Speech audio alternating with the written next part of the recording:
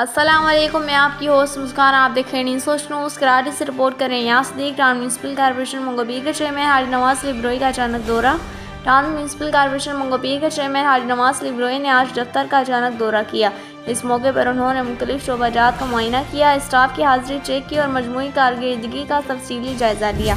Chairman ने अमले को हिदायत की कि वह अपनी जिम्मेदारियां दयानतदारी, फ़र्ज शनासी और वक्त की पाबंदी के साथ अंजाम दें। उन्होंने कहा कि अवामी खिदमत हमारी अवलीन तरजीह है और इस सिलसिले में किसी किस्म की कोताही या लापरवाही नाकाबिले कबूल है। उन्होंने सफाई सुथराई, स्ट्रीट लाइट्स और दीगर बुनियादी बल्दियाती सहूलियात की बेहतरी के हवाले से मुतल्लिका अफसरान को ज़रूरी हिदायत जारी की।